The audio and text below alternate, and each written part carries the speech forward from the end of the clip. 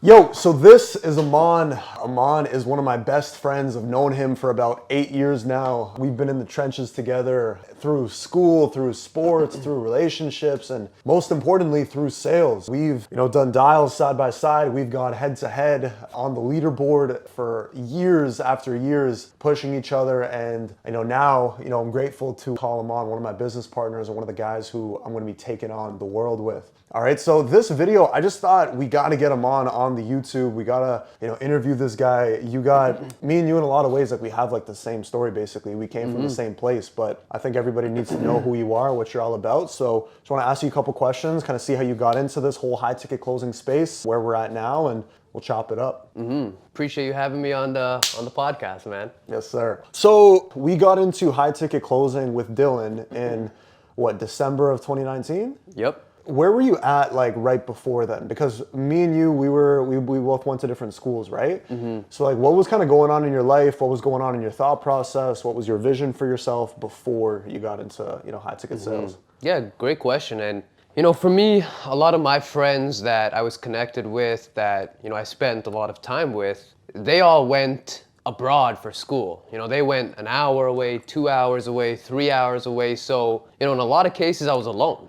I stayed in the hometown, Toronto, where I've been raised and where me and Misha went to school. Just in this place where I was just kind of going with the flow. Society told me, hey, after high school, what's next? University. So I applied. I went like any mindless pigeon.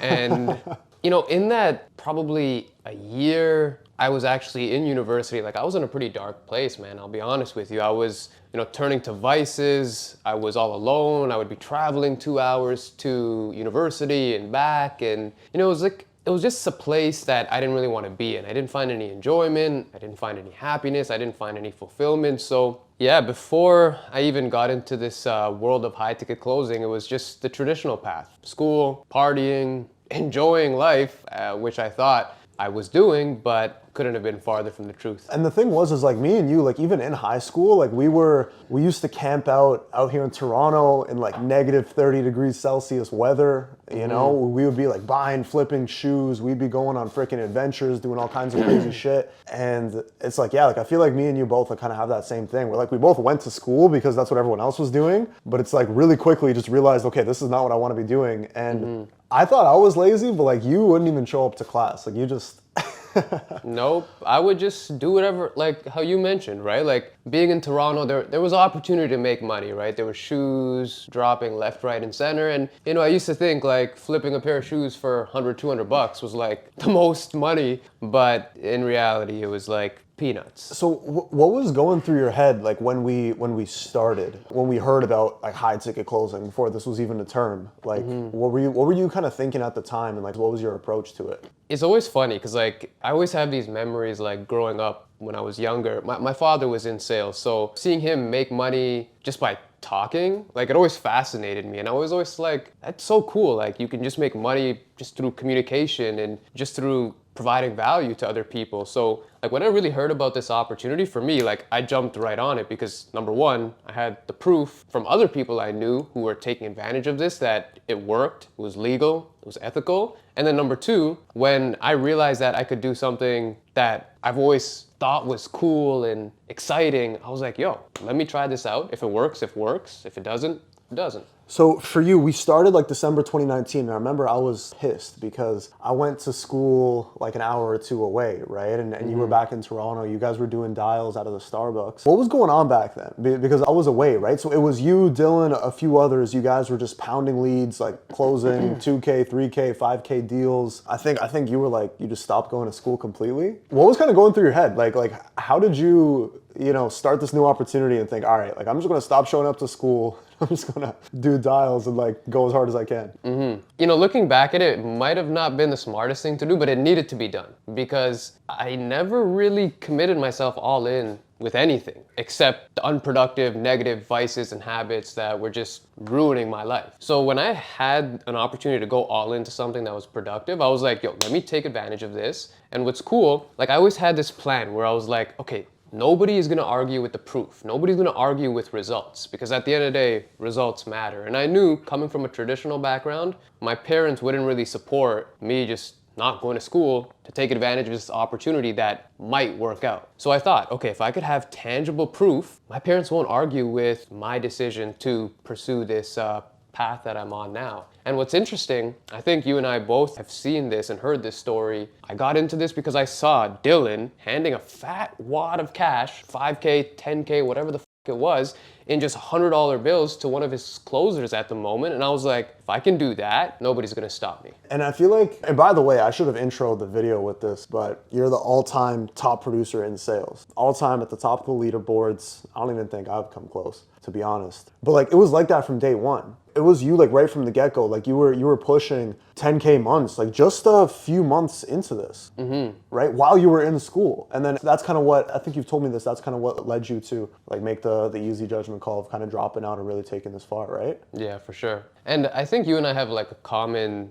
belief around that where like I suck too. Like my first month or two, like I was terrible. Like I made less with this opportunity closing than I was working my part-time job. I was only making like $1,000, $2,000 a month, but through consistency, persistency, resilience, and just a massive amount of work ethic, I saw the numbers grow. And as that work ethic compounded, guess what? The skill set did as well. And considering I was connected, with Dylan, who was listening to my calls, giving me feedback, I was connected with other guys who were closing. Like I was feeding off other people's energy, even though I didn't have the skill set. And that just like exponentially and propelled me. It's crazy that you say that because I would be thinking the same way, but I would be like looking at you for motivation because you would be out here like, and Amon's being humble. Like Amon was out here like doubling, tripling everybody else's numbers in sales. It was like you and like one other person who was at the top of the board. And like, I used to be so pissed because like you're my guy, and like we've grown up together and like we've known each other for so long, like through high school and through everything. But like, I would be so pissed that like me and you were so similar. We grew up together, but like you were out here like crushing me. And like you motivated me in a lot of ways, bro, just because, you you were always at the top. And that used to cheese me. I never really told you that until now, but I appreciate that for you. And I think if more people, because we're lucky enough that like we're both on a mission and we're aligned with it, like not just in business, but also just in life, And I think a lot of people talk about like don't mix like friendship with business. And like it's just so cool that, we've kind of harnessed that, and we've made the most out of that relationship. And we both push each other to be better.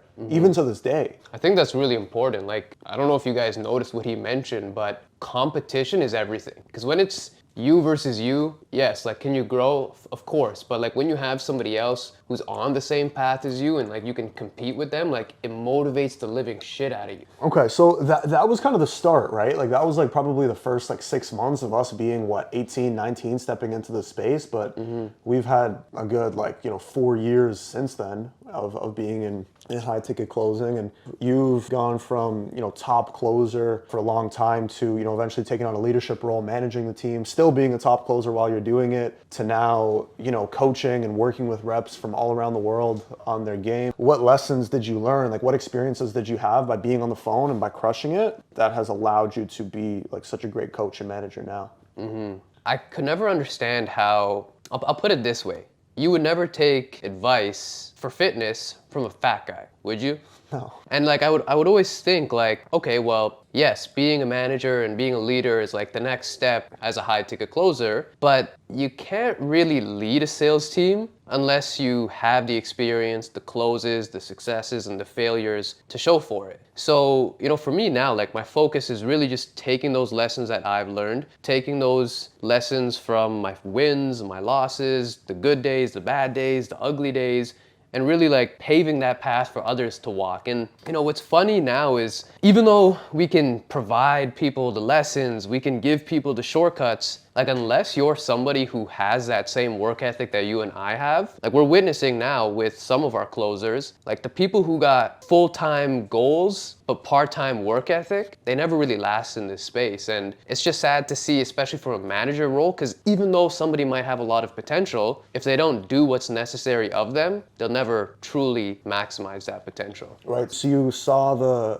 I think you had a big vision from the get-go. Like you knew how far you could take this and you maximized it, right? Like you weren't looking at this as like okay, I'll try it out and see how it goes, but it was like a no plan B kind of thing. It's like, I made this decision, I made this move. You talk a lot about the time where you showed your parents like multiple $10,000 checks and said, listen, I'm making the move, I'm dropping out. And no, that's awesome. I think that can help so many people, because so many people, like, they just look at, like, whether it's sales or like one of these online businesses they start or one of these hustles they start, they just look at it as a hustle, and it's like you've already lost when you do that. Cool, Yep. cool. So let me ask you this. So it's like, what was like in that process, right, of you going from, just a young kid who's just kind of looking for a vision, looking for a dream to, chase, to you eventually making hundreds of thousands of dollars a year as a closer? Like, what would you say was like the biggest like challenge that you ran into to get to the point that you're at now? Like, what was the biggest thing in your way? This might be a surprise to most people, but nothing. Like, I'd say the only challenge was really like that mental fatigue, I guess you would call it. But like, considering like I'm with people that are my friends, I'm constantly pursuing my vision, like, I'll be honest, like, there weren't really like any challenges for me. Like, don't get me wrong, like, there were definitely bad days where, you don't close anything, or maybe something in the business goes wrong and like there's a fire that you need to put out. But like, nothing was really like too challenging to a point where I was like, yo, I can't do this, I gotta quit. And like, I think partially that just, I would attribute that, and that comes from like my mindset, where it's like, hey, I decided to drop out of school, which is a major step for anybody. So I thought to myself, if I don't pursue this, if I don't be persistent, if I don't be resilient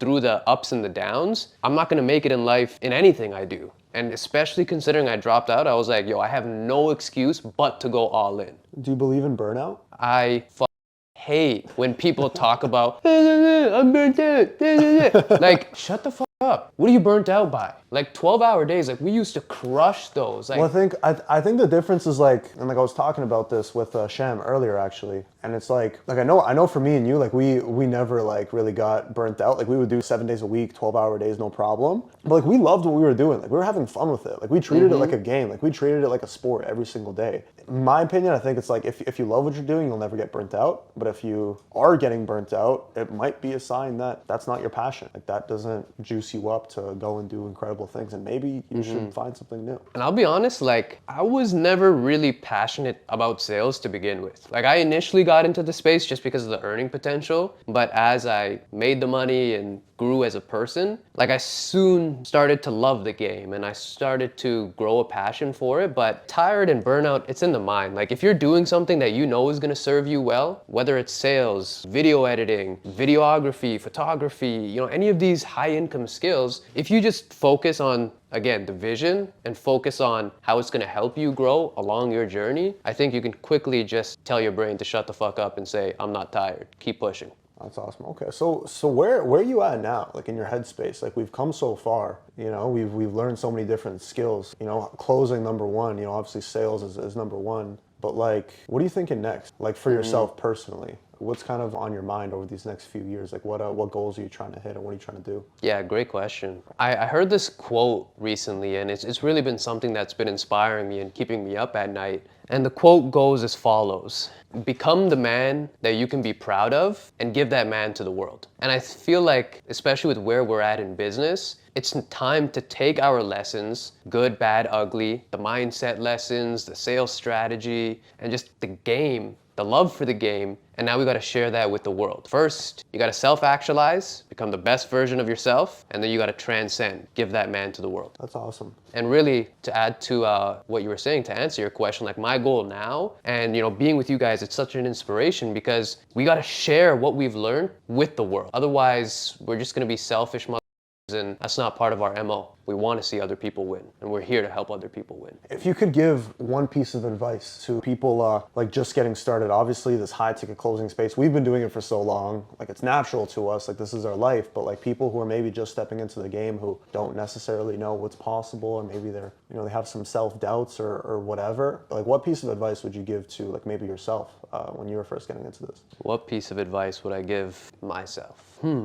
Cut out the distractions. Cut out the distractions, because I feel like even early on, there was crypto, there was all these other business models, there were all these other paths to make money and add zeros to your net worth. But like, if I personally took all that time, energy, and effort and just doubled down on what we were doing, for example, now we're at a stage where we're filming content. Like, if I just didn't do all the other shit I was doing at the moment and, for example, replace that with filming content, that would have just helped me along my journey at that time. Yeah, and like we've seen so many people like get trapped by that. Like people were in, like, a lot of people were like, I just need the opportunity. I just need the one shot. There was like 10 other people who had the exact same opportunity as us. But because they got distracted, because they were, you know, attracted to the shiny objects, they're not here anymore, you know? And I don't know, it is what it is, right? But I would say the same thing. Like my answer would be the same, you know, just cut out all the distractions, make a decision, pick something, go all in on it. And like, if you're going in on like a vehicle that's actually lucrative, it's impossible to lose.